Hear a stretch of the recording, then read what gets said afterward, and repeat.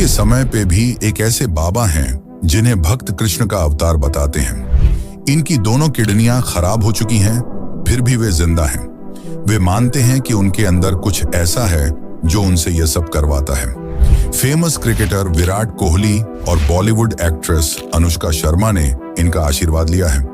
सादे कपड़े और माथे पर चंदन लगाए महाराज जी की सादगी देखकर लोग उनके दीवाने हो गए। आज वे इतने फेमस हो गए हैं कि लोग वृंदावन सिर्फ उनसे मिलने जाते हैं। तो क्या यह बाबा सच में भगवान के अवतार हैं? क्या है इनकी जीवन यात्रा और कैसे आप इनके दर्शन पा सकते हैं? तो चलिए आज की इस वीडियो में जानते हैं कलयुग के भगवान प्रेमानंद जी महाराज की असली सच्चाई। प्रेमानंद जी महाराज को पहले ज्यादातर लोग नहीं जानते थे, लेकिन फिर जनवरी 2023 में विराट और अनुष्का प्रेमानंद जी महाराज के दर्शन के लिए पहुंचे। ये वीडियो सोशल मीडिया पर आग की तरह फैल गया, जिसके बाद प्रेमानंद जी महाराज चारों ओर छा गए। लोग सोचने पर मजबूर हो गए कि आखिर ऐसा क्या है इन बाबा में जो इतने बड़े क्रिकेटर बाकी फेमस बाबाओं को छोड़कर सिर्फ इनसे मिलने गए। इस प्रश्न ने लोगों को प्रेमानंद जी महाराज को जानने और समझने पर मजबूर कर दिया। वैसे आपको बता दूं कि जब विराट और अनुष्का बाबा से मिलने गए तब बाबा उन्हें जानते भी नहीं थे। तो क्या प्रेमानंद जी महाराज सच में इतने साधारण हैं? प्रेमानंद जी महाराज का जन्म 1969 में कानपुर के एक छोटे से गांव आखिरी में एक ब्राह्मण परिवार में हुआ था। उनका बचपन का नाम अनिरुद्ध कुमार पांडेय था। उनके घर का माहौल काफी धार्मिक था। उनके दादाजी पहले ही संन्यास ले चुके थे और बाद में उनके पिता श्री शंभू पांडेय ने भी संन्यास ले लिया। उनकी माता श्रीमती रमा देवी भी भगवान की भक्ति में लीन रहती थी और उनके बड़े भाई घर में गीता का पाठ किया करते थे। इन्हीं सब कारणों से प्रेमानंद महाराज का भी रुझान भक्ति की ओर मुड़ गया। जब वे महज 5वीं कक्षा में थे तब उन्होंने हनुमान चालीसा का पाठ शुरू कर दिया और गीता प्रेस प्रकाशन की श्री सुखसागर गीता पढ़ना भी शुरू कर दिया। जैसे जैसे उनकी उम्र बढ़ती गई, उनके मन में अपने जीवन को लेकर कई सवाल उठने लगे। एक दिन वे सोचने लगे, एक ऐसा भी दिन आएगा जब मेरी माता और पिता नहीं रहेंगे। फिर ऐसे में मुझे प्यार कौन करेगा? क्या कोई ऐसी चीज है जो हमेशा मुझे प्यार करे, हमेशा मेरे साथ रहे? उन्होंने अपनी पढ़ाई पर सवाल उठाना शुरू कर दिया। उन्हें लगने लगा कि क्या यह पढ़ाई मेरे आध्यात्मिक जीवन में काम आएगी? इन्हीं सभी प्रश्नों के चलते उन्होंने मात्र 13 वर्ष की उम्र में, जब वे 9वीं कक्षा में थे, तभी अपना घर छोड़ दिया। घर छोड़कर वे काशी आ गए और वहां आकर जब उन्होंने नैष्ठिक ब्रह्मचर्य को अपना लिया तो उनका नाम आनंद स्वरूप ब्रह्मचारी रखा गया। बाद में उन्होंने संन्यास भी ले लिया, जिसके बाद उनका नाम स्वामी आनंद दास रखा गया। काशी में महाराज जी गंगा जी के घाट के किनारे रहा करते थे और दिन में 3 बार गंगा में स्नान किया करते थे। इसके बाद वे वहीं एक विशाल पीपल के वृक्ष के नीचे बैठकर गंगा जी और महादेव का ध्यान किया करते थे। जब भूख लगती तो पास में ही भिखारियों की पंक्ति में बैठकर भिक्षा ग्रहण करते। वे दिन में लगभग 10 से 15 मिनट तक ही भिक्षा लेने बैठते। अगर इतने में कोई भिक्षा दे देता तो ठीक, नहीं तो महाराज सिर्फ गंगा जल पीकर ही गुजारा कर लेते। कई बार तो वे सप्ताहों तक सिर्फ गंगा जल पीकर ही जीवित रहते थे। उनके सिर पर छत नहीं थी, क्योंकि उन्होंने किसी भी स्थान पर रहने का त्याग कर खुले आसमान के नीचे रहने का निश्चय किया था। कड़ाके की ठंड में भी महाराज जी अपनी इस कठोर दिनचर्या को पूरी निष्ठा से निभाते थे। महाराज जी कहते हैं, भगवान की कृपा से मुझे आज तक सर्दी बुखार छू भी नहीं पाया। काशी में सब कुछ ठीक चल रहा था, लेकिन असली मुसीबत तब आई जब उन्हें पता चला कि उनकी दोनों किडनियां खराब हो चुकी हैं। डॉक्टरों ने उन्हें बताया कि आपके पास ज्यादा से ज्यादा 3 से 4 साल बचे हैं, लेकिन इन सब के बावजूद आज 20 साल बाद भी बाबा जीवित हैं। तो आखिर यह चमत्कार हुआ कैसे?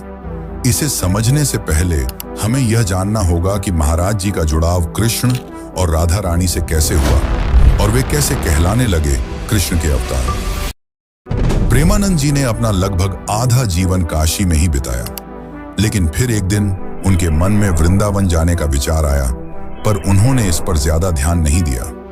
फिर एक दिन जब वे ध्यान कर रहे थे, तब एक साधु उनके पास आए और बोले, भाई जी, श्री राम शर्मा आचार्य ने काशी के कॉलेज में कुछ धार्मिक कार्यक्रमों का आयोजन किया है, जिसमें दिन में चैतन्य लीला और रात में रासलीला होगी।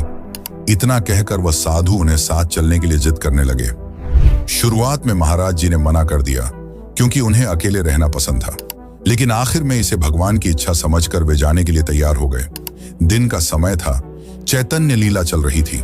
महाराज जी ने पूरी चैतन्य लीला देखी और उन्हें यह देखकर इतना आनंद आया कि वे शाम को रासलीला शुरू होने से पहले ही वहां पहुंच गए। महाराज जी लीला में इतने मग्न हो गए कि उन्हें पता ही नहीं चला कि कब 1 महीना बीत गया। लेकिन फिर वृंदावन से आए कलाकारों के वापस जाने का समय आ गया।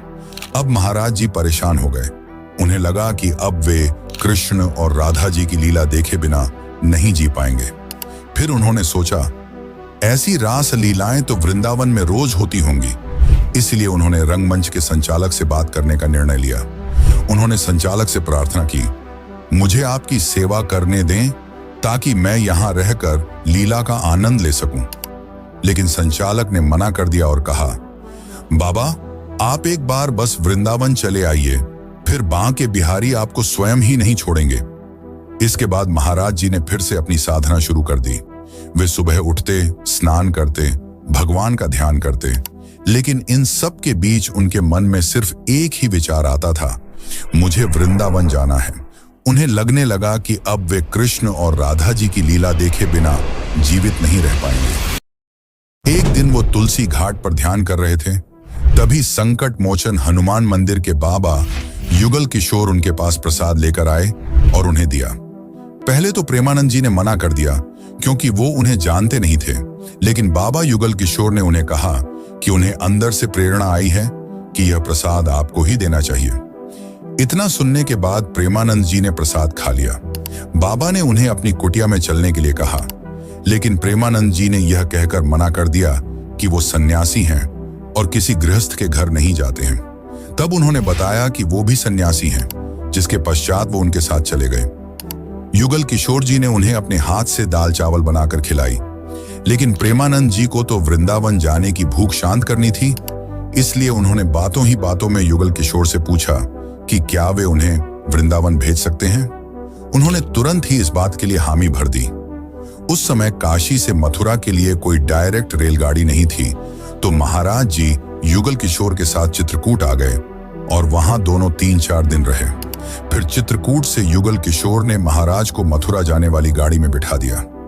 उस ट्रेन में महाराज जी को 2 लोग मिले जो उनकी बातों से काफी प्रभावित हुए। वे दोनों प्रेमानंद जी को कुछ पैसे देना चाहते थे, लेकिन प्रेमानंद जी ने मना कर दिया। तब उन दोनों ने कहा कि हम भी मथुरा जा रहे हैं, तो आज आप हमारे ही साथ विश्राम कर लीजिए और फिर कल वृंदावन चले जाना। महाराज जी मान गए। फिर उन दोनों ने मथुरा में राधे श्याम गेस्ट हाउस के बाहर महाराज जी को बैठाया और बोले कि हम अंदर जा रहे हैं और थोड़ी देर में आपको बुलाएंगे। रात का समय था और ठंड काफी ज्यादा थी, लेकिन फिर भी महाराज जी इंतजार कर रहे थे। बहुत समय बीत गया, लेकिन कोई बुलाने नहीं आया। रात्रि के 11 बजे के आसपास का समय हो रहा था। तभी एक सज्जन आए और बोले, महाराज जी इतनी ठंड में ऐसे अकेले बाहर क्यों बैठे हो?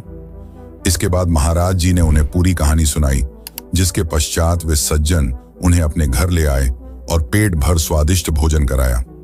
अगले दिन महाराज सबसे पहले यमुना में स्नान करके सीधे केशव के दर्शन के लिए पहुंचे। जैसे ही उन्होंने दर्शन किए, वे जोर जोर से चिल्लाकर रोने लगे, क्योंकि वे इतनी दूर केवल श्री कृष्ण के लिए आए थे। उन्हें ऐसा लगने लगा मानो जीवन का सार मिल गया हो। उन्हें लगने लगा कि अब तक का पूरा जीवन केवल भाग दौड़ में व्यतीत हो गया। असली सुकून तो यहाँ है। वे बस अब फूट फूट कर रोए जा रहे थे। उन्हें इस बात का जरा भी ध्यान न रहा कि कहाँ खड़े हैं और क्या कर रहे हैं। उन्हें कौन कौन देख रहा है, वे तो बस रोए जा रहे थे। मंदिर में आए अन्य लोग आश्चर्यचकित हो गए। यह दृश्य देखकर ऐसा लग रहा था मानो आज भगवान खुद अपने भक्त पर दुलार प्रकट कर रहे हों। कुछ देर में देखते ही देखते महाराज जी के चारों तरफ दर्शनार्थियों की भीड़ जमा हो गई। कुछ लोग उन्हें फूल माला चढ़ाने लगे, तो वहीं कुछ लोग उनके चरणों में गिरने लगे। तभी एक दर्शनार्थी बोला, बाबा मैं आपकी सेवा करना चाहता हूं, आप मुझे आदेश दें। महाराज जी ने कहा, मेरी तो सिर्फ एक ही इच्छा है कि आप मुझे किसी भी तरह वृंदावन भेज दें। उन भक्तों ने महाराज जी के लिए गाड़ी की व्यवस्था की और उन्हें वृंदावन के लिए रवाना कर दिया। उस गाड़ी वाले ने महाराज जी को रमण रेती में उतार दिया और कुछ देर घूमने के बाद महाराज जी की भेंट संत श्री श्याम सखा जी से हुई। उनसे उन्होंने निवेदन किया, मैं बिहारी जी के दर्शन करना चाहता हूं। यदि 3-4 दिन रुकने की व्यवस्था हो जाए तो बड़ी कृपा होगी। इस प्रकार महाराज जी ने वृंदावन वास और ब्रज मंडल का खूब आनंद लिया। महाराज जी के जीवन में बहुत उतार चढ़ाव थे, लेकिन अब उनके जीवन में एक ऐसा मोड़ आ गया था जो उन्हें राधा रानी के बहुत करीब ले जा चुका था। प्रेमानंद जी महाराज बताते हैं कि जब वे 35 वर्ष के थे तो उनके पेट में काफी दर्द शुरू हो गया था, जिसके कारण उन्होंने रामकृष्ण मिशन में अपनी जांच कराई। तब डॉक्टरों ने उन्हें बताया कि उनकी दोनों किडनियां आधे से ज्यादा खराब हो चुकी हैं। उन्हें पॉलीसिस्टिक किडनी डिजीज नामक रोग था। दरअसल इस बीमारी में किडनी पर गांठें हजारों की संख्या में बन जाती हैं और कभी कभी तो किडनी फटने का भी डर रहता है। ये बीमारी ज्यादातर जीन्स में होती है जो माता पिता से बच्चों में आती है, पर इसे चमत्कार ही कहा जा सकता है कि आज भी महाराज जी जिंदा हैं, लेकिन उन्हें आज भी रोज डायलिसिस करवाना पड़ता है। हमें कह रहा था डॉक्टर 2.5 से 5 वर्ष में मर जाओगे, अब 18-20 वर्ष होने जा रहे, अब अगर पता लगाया जाए डॉक्टर है कि नहीं। अब करते हैं उनके दर्शन की बात। प्रेमानंद महाराज जी के दर्शन के लिए आपको सबसे पहले वृंदावन आना होगा। अगर आप ट्रेन से आ रहे हैं तो मथुरा रेलवे स्टेशन पर उतर सकते हैं, वहां से आपको वृंदावन जाना पड़ेगा। वृंदावन में रात के 2 बजे से 4 बजे के आसपास परिक्रमा मार्ग पर वे दूसरे साधकों के साथ परिक्रमा करते हुए मिल जाएंगे। यहाँ हजारों लोग सुबह उनके दर्शन करते हैं। उनके आश्रम का नाम श्री हित राधा कोली कुंज है, जो कि भक्ति वेदांत हॉस्पिटल के पास स्थित है। वहां सुबह 4 बजे से 5:30 बजे तक वे सत्संग करते हुए मिल जाएंगे। इसके बाद आरती होगी। इसके अलावा हम महाराज जी से प्रश्न भी पूछ सकते हैं, जिसे एकांतिक वार्तालाप कहा जाता है। ये पूरी तरह निःशुल्क है, जिसमें शामिल होकर आप अपनी मन की जिज्ञासाओं और समस्याओं का समाधान सीधे महाराज जी के सामने बैठकर कर सकते हैं। महाराज जी भी बड़े प्यार से भक्तों द्वारा पूछे गए सवालों का श्री जी की प्रेरणा से उत्तर देते हैं। ऐसे ही सवाल जवाब हम अक्सर सोशल मीडिया पर भी देखते हैं। इस वीडियो से हमने सीखा कि अगर सच्चे मन से खुद को भगवान की भक्ति में लगाकर दुनिया के काम करते हैं तो भगवान हर कठिन परिस्थिति में हमारी सहायता करते हैं और हमें हर वो चीज बिना मांगे ही दे देते हैं जिसकी हमें जरूरत होती है। अगर आप आगे भी ऐसे ही इंटरेस्टिंग वीडियो देखना चाहते हैं तो वीडियो को लाइक करें और चैनल को सब्सक्राइब जरूर करें। धन्यवाद।